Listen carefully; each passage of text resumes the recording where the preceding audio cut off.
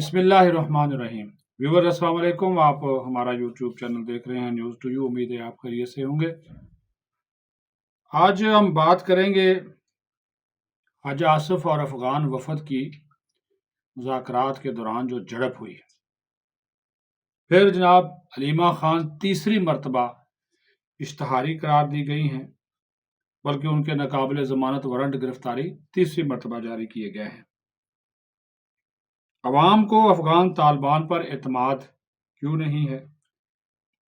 مریم نواز صاحبہ پھر اکڑ گئی ہیں اور سوشل میڈیا پر جو بڑے بڑے ویلاگرز اپنی دولت کی نمود و نمائش کر رہے ہیں وہ ایف بی آر کے ریڈار پر آ گئے ہیں.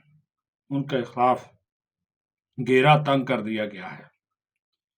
لیکن سب سے پہلے میں آپ کو یہ بتا دوں کہ جو انسداد دہشت گردی کی عدالت ہے راولپنڈی کی، اس نے 26 نومبر کے واقعات میں علیمہ خان سمیت 11 سے زائد جو لوگ ہیں ان کے خلاف مقدمے کی سماعت کی ہے. علیمہ خان آج بھی غیر حاضر تھی، باقی 10 لوگ حاضر تھے، جس کے اوپر جو جج تھے امجد علی شاہ انسداد دہشت گردی کے، وہ بڑے برہم ہوئے اور انہوں نے علیمہ خان کے ایک مرتبہ پھر وارنٹ گرفتاری جاری کر دی ہے. مجموعی طور پر ان کے یہ تیسری بار ناقابل ضمانت وارنٹ گرفتاری جاری کیے گئے ہیں، اور ان کے جو ضامن تھے عمر شریف، ان کے بھی ناقابل ضمانت وارنٹ گرفتاری جاری ہوئے ہیں. اور یہ حکم جاری کیا جج صاحب نے کہ علیمہ خان صاحبہ کو گرفتار کر کے 22 اکتوبر کو عدالت میں اب پیش کیا جائے. ویسے حیرانگی کی بات یہ ہے ہماری سیکیورٹی اداروں پہ اور خاص طور پر پولیس پہ، راولپنڈی پولیس پہ، کہ وہ محترمہ آتی ہیں، اڈیالہ کے باہر میلہ لگاتی ہیں، میڈیا اکٹھی کرتی ہیں، باتیں کرتی ہیں، اندر چلی جاتی ہیں، اپنے بھائی سے ملتی ہیں، پھر چلی جاتی ہیں. ان کے وارنٹ نکلے ہوئے ہیں اور پولیس ان کو گرفتار نہیں کرتی. یہ حیرانگی کی بات ہے نا. وہ اب کیا کہا جا سکتا ہے کہ ابھی کوئی میلی بھگت ہے، کوئی یہ جناب کو گٹھ جوڑ ہے، یا اس کو وقت دے رہے ہیں، کیا مسئلہ کیا ہے؟ اب تو عدالت نے باقاعدہ طور پر کہہ دیا کہ محترمہ کو جو ہے وہ آپ گرفتار کر کے جو ہے وہ پیش کریں باقاعدہ طور پہ. ان سے یہ انہوں نے کہا ہے. تو اب یہ بھی پتہ چل جائے گا کہ یہ کیا ایک جو گدڑ سنگھی ہے وہ کس طرح یہ جو ہے ان کے پاس کون سی ایسی گدڑ سنگھی ہے کہ بار بار گرفتاری سے بچ رہی ہیں. کیونکہ ان کے بارے میں جو علی امین گنڈاپور تھے سابق وزیر اعلیٰ، وہ کہہ چکے تھے کہ وہ اسٹیبلشمنٹ کی ایجنٹ ہیں. تو کیا اسٹیبلشمنٹ ان کو گرفتاری سے بچا رہی ہے؟ اور کیا اب 22 اکتوبر کو ان کو گرفتار کر کے پیش کیا جائے گا؟ یہ ایک بہت بڑا سوالیہ نشان ہے. لیں جی، وزیر دفاع خواجہ آصف پاکستانی وفد کی قیادت کر رہے تھے. دوحہ جب پہنچے اور مذاکرات کا پہلا دور جب شروع ہوا تو افغان انٹیلیجنس ایجنسی کے جو چیف ہیں،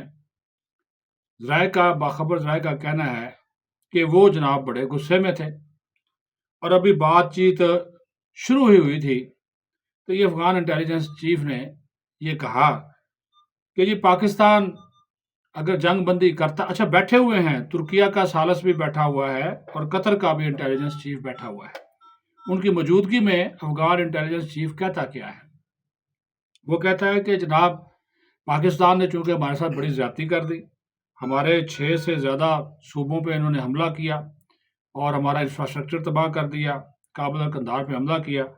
یہ جنگ بندی پاکستان کو کرنی ہے، ہم نے نہیں کرنی، اور اگر یہ نہیں کرتے تو پھر ہمارے پاس دوسرے طریقے ہیں.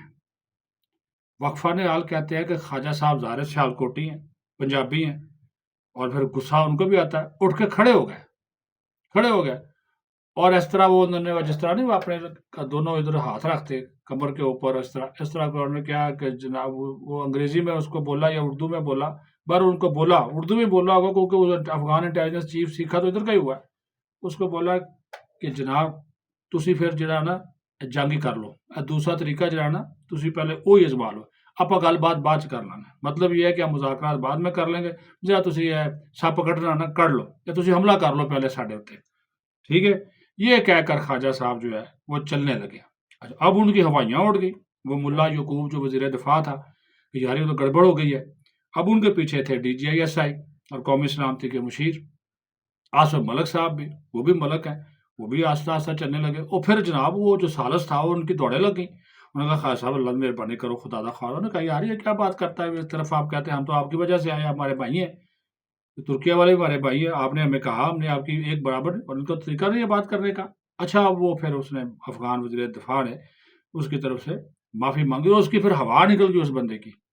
اور اس کے بعد پھر جو ہمارے D G I S I نے اس کے ساتھ کیا ہے, جو ثبوت پیش کیے, جو ان کے کالے کارنامے ان کو گنوائے ہیں, آپ اس کا تصور نہیں کر سکتے. میں کہتا ہوں کہ وہ پیں کے چھتر مارنا وہ حال کیا, اور اس کے پاس جواب نہیں تھا.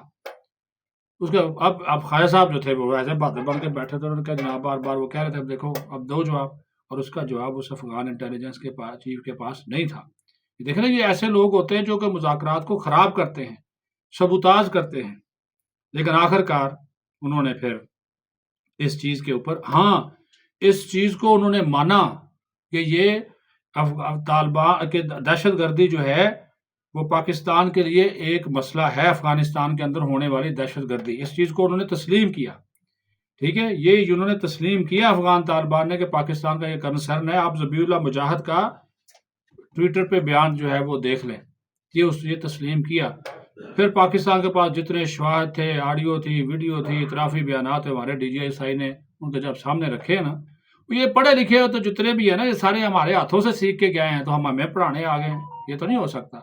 بہرحال خواجہ صاحب نے کہا کہ بقائے باہمی کے اصولوں کے اوپر, پرامن بقائے باہمی کے اصولوں کے اوپر اگر آپ کوئی بات کرنا چاہتے ہیں تو ٹھیک ہے, ورنہ اگر آپ اسی طرح جو ہے وہ جواب دیں گے تو پھر آپ پہلے ہم سے جنگ کر لیں, تو اس کے بعد پھر مذاکرات کی میز پہ ہم دوبارہ آ جائیں گے.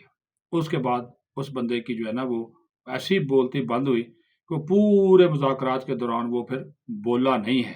یہ میں آپ کو بتا دوں, پھر بات چیت ہوتی رہی, اور اس کے بعد جو نتیجہ آیا وہ آپ کے سامنے ہے. میں نے کہا تھا کہ یہ بھی ذرا بتا دیں کہ ہمارا جو وفد تھا وہ کیس اس نے پاکستان کا بڑے دبنگ انداز میں جو ہے وہ لڑا ہے.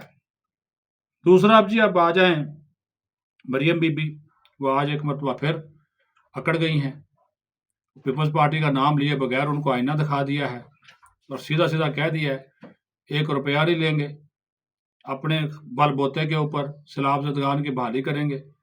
اور انہوں نے کہا کہ ماضی میں ہوتا رہا کہ سال سال تک امداد ہی مانگتے رہے, اشارہ ان کا سندھ کی طرف تھا. 2022 کے بعد کتنی امداد مانگی تھی سندھ میں, کدھر گئی اس کے اوپر تو اعتراضات بھی ہیں. لیکن مریم نے کہا کہ میں تو رونا دھونا نہیں کرنے والی. اوکاڑا میں سیلاب زدگان کو فلڈ ریلیف کارڈ دینے کی تقریب تھی, تو اس میں انہوں نے آج اچھی خاصی جو ہے پیپلز پارٹی کا نام لیے بغیر ان کی دھلائی کی ہے.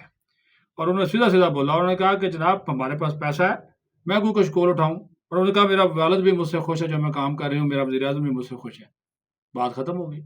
وہ پیپلز پارٹی والوں کو تکلیف ہی مریم سے ہے, اور کسی سے کوئی تکلیف نہیں ہے. اور آج اس نے پھر وہ جو ہے ان کی وہ زخموں کے اوپر نمک چھڑک دیا ہے. اب پیپلز پارٹی والے پھر تتے تبے پہ بیٹھ جائیں گے. یہ ہے وہ مریم نواز صاحبہ جو کہ اس معاملے کے اوپر بالکل پیچھے ہٹنے کو تیار نہیں. 100 ارب روپے کا انہوں نے کہا کہ میں یہ سیلاب ریلیف فنڈ ہے, اس میں سے پیسہ جو ہے ہم دیں گے ان کو, اور کارڈز کے ذریعے دیں گے, اور شفاف سروے کے ذریعے دیں گے. پیپلز پارٹی کہتی ہے بے نظیر انکم سپورٹ پروگرام کا 96-90 ارب روپے سے زیادہ کا بجٹ ہے. وہ غریبوں کے لیے 2-3 ہزار روپے ہم 2-3 مہینے بعد دیتے ہیں ان کو. وہ کہتے ہیں جی آپ سیلاب زدگان کو دیں. وہ ہے بندر بانٹ والا سارا کام, کیونکہ چیئر پرسن ہے پیپلز پارٹی کی. آگے آپ خود سمجھدار ہیں کہ بات جو ہے وہ کیا کی جا رہی ہے. اب آ جائے جی ایک اور معاملہ, وہ ہے کہ جناب سوشل میڈیا پر بہت سے لوگ, یہ خاص طور پر ویلاگرز, بلاگرز, یوٹیوبرز, بڑے بڑے امیر ہیں. اچھی تو ماتڑ ہے نا جی, آتے ہم تو ایسے ہی بس یہ شوگر میلے میں آپ کے سامنے آ جاتے ہیں. شہانہ زندگی گزارنے والے جو ہے نا ان کی پکڑ دکڑ کر لی ہے. ہمارے انٹیلیجنس اداروں نے ایک رپورٹ جو ہے وہ FBI کو بھجوائی ہے, جس میں انہوں نے صرف ابتدائی طور پر 20 کیسز بھجوائے ہیں, اور یہ کروڑوں اربوں روپے ان کی آمدن ہے, ان یوٹیوبرز کی, بلاگرز کی. لیکن انہوں نے اپنی جو آمدن ہے اثاثہ جات میں وہ صرف 4,90,000, 5 لاکھ, 3 لاکھ شو کی ہے. اب آ گئی ان کی شامت. ایک شخص ہے جنوبی پنجاب سے اس کا تعلق ہے, ایک میڈیا میں رپورٹ بھی آئی, وہ جناب کروڑوں کے اس کے اثاثے ہیں. 19 گاڑیاں ہیں, اس کی مالیت ہے 62 کروڑ اس شہری کی, اور وہ بلاگرز ہے. اور وہ جناب ہالینڈ, اسپین, ہیں جی, पता नहीं किन किन मुल्कों के वो दौरे कर चुका है। महंगी गाड़ियां हैं, बैरून मुल्क सफ़र है, टैक्स कम देते हैं, और इस शहरी का जो टैक्स है रिटर्न में आया है वो आया 4,90,000 और असासे इसने बताए हैं 11 लाख। एक और सियासी खानदान का एक फर्द है, उसके 18 करोड़ के असासे हैं, वो दरियाफ्त हुए हैं, लेकिन उसकी भी जो रिटर्न है वो 3-4 लाख रुपए से ज़्यादा नहीं है। तो फिर कहाँ से टैक्स इकट्ठा हो और कहाँ से फिर जो है वो हमें पैसा आए और कहाँ से फिर पाकिस्तान तरक्की करे। ये आ गई है ना रिपोर्ट, तो अब ये इनके गिर्द घेरा शेरा डालें, इनको पकड़ें, इंसाफ और कानून के कटहरे में लेकर आएँ, तो बात बने ना। लेकिन अगर आप इनको ऐसे ही छोड़ते रहेंगे तो इनके तो है वो जनाब फिर जो है वो पार निकल आएंगे, फिर शुरू हो जाएंगे। ये मैंने 20 केसेस बताए हैं, वाकई देख लेना जी आप इनका, इनके महल नुमा घर देखें, इनकी गाड़ियां देखें, तो वो आपको खुद अंदाजा हो जाएगा कि वो किस तरह वो कि जनाब वो कोई अजीबो-गरीब नामों से हैं, वो काम कर रहे हैं। तो हम तो उनको नाम लेकर मज़ीद नहीं उनको प्रमोशन करना चाहते, लेकिन आप सबको पता है कि कौन से ये लोग हैं जो ज़्यादातर ये माल पानी कमाते हैं। और टैक्स रिटर्न देख लें, इतनी तो हमारी जो साल की आमदनी होती है ना, उस पे वो हमें जो एफबीआर वाले इतने बड़े लंबे नोटिस भिजवा देते हैं, हमें बड़ी मुश्किल से वो जमा कराने पड़ते हैं। तो इनका तो फिर ये कह कि 62 करोड़ की 19 गाड़ियों का ये बंदा मालिक है, एक आदमी। और टैक्स देख लो कितना जमा करा रहा है कि जनाब 4,90,000 के रिटर्न जमा करा के अपने आप को जो है वो बड़ी जुम्मा करार दे दिया। और जाते जाते आपको बता दें कि जनाब चाचू को एक मरतबा फिर बुलावा आ गया है और वो जा रहे हैं अगले हफ्ते फिर सऊदी अरब। वज़ीर-ए-आज़म शहबाज शरीफ आलमी इन्वेस्टमेंट कॉन्फ्रेंस में शिरकत करेंगे। सऊदी अरब से हमारा प्यार मोहब्बत बड़ा बढ़ गया है। वली अहद ने खास तौर पर कहा कि चाचू जी तुसी लाजमी तशरीफ लेके आना है, थोड़ी बड़ी मेहरबानी।